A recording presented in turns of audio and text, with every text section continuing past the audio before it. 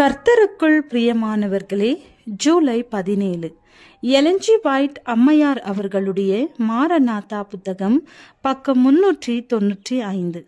இன்றைய தியானத்திற்காக தெரிந்து கொள்ளப்பட்ட தலைப்பானது கிறிஸ்துவை போன்று சாத்தான் தோற்றமளித்தல். பாகம் 2. வசனம் 2 கொரிந்தியர் 11வது அதிகாரம் வசனம் 14. அது ஆச்சரியமல்ல, சாத்தானும் ஒளியின் தூதனுடைய வேஷத்தை தரித்து கொள்வானே. தேவனுடைய மக்களுக்கு எதிராக தான் நடத்த போகும் கடைசி போராட்டத்திலே சாத்தான் மக்களை ஏமாற்றத்தக்கதான வேலைகளை செய்ய ஆயத்தமாகி கொண்டிருக்கிறான். அவன்தான் செய்கிறான் என்பதை அவர்கள் அறியாமல் இருக்கத்தக்கதாக இவ்வாறு செய்கிறான். இதை குறித்து ஆச்சரியப்பட வேண்டாம். சாத்தானும் ஒளியின் தூதனுடைய வேஷத்தை தரித்து கொள்வானே. தேவனுடைய மக்களை அலைக்கழிக்கவும் சோதிக்கவும் வழிநடத்தவும் சாத்தான் தனது வல்லமையை முழுவதையும் பயன்படுத்துவான். நமது ஆண்டவரை சாத்தான் நேருக்கு நேர் முகம் நோக்கி பார்க்கவும் சோதிக்கவும் இழித்துரைக்கவும் துணிகரம் கொண்டவனாக இருந்தான். அவன் அவரை தனது புயங்களினால் தூக்கி தேவாலயத்தின் உப்பரிக்கைக்கு தூக்கி செல்ல வல்லமையுடையவனாகவும் இருந்தான். மேலும் மிக உயர்ந்த மலைக்கும் அவரை தூக்கி சென்றான்.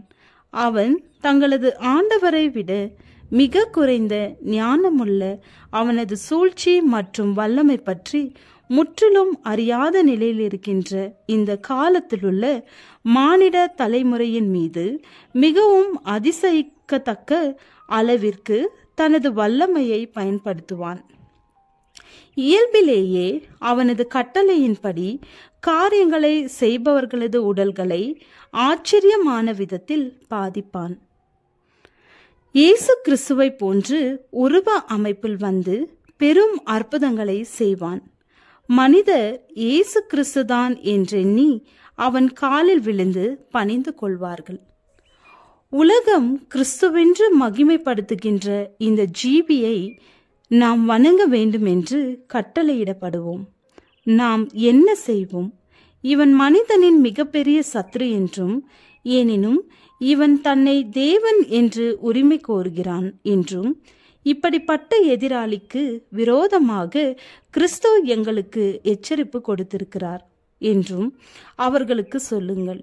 மேலும் கிறிஸ்து 2ஆம் முறையாக தோன்றும் பொழுது அவரது வருகை மகா வல்லமையோடும் மிகுந்த மகிமையோடும் இருக்கும் என்றும், 1000 10,000 தூதர்களோடு அவர் வருவார் என்றும், அவர் வரும்பொழுது அவரது குரலை நாங்கள் அறிவோம் என்றும் அவர்களிடத்தில் கூறுங்கள்.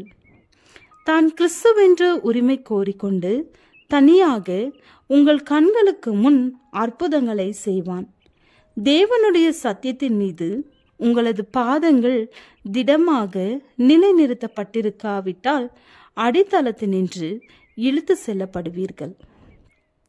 சாத்தான் முடிவு பரியந்தம் யுத்தத்தை நடத்த தீர்மானித்திருக்கிறான். தான் கிறிஸ்துவென்று உரிமை கோரியவனாக ஒளியின் தூதனின் வேடத்தை தரித்தவனாக வந்து உலகத்தை வஞ்சித்து போடுவான். அவன் வெற்றி மிகவும் குறுகியது.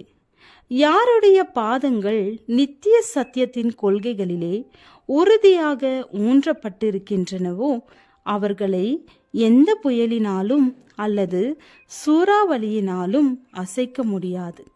ஏறக்குறைய உலகம் அனைத்தும் மருள விழுந்து கிடக்கும் பொழுது இவர்கள் உறுதியாக நிற்க பலனுடையவர்களாக இருப்பார்கள். ஜெபம்.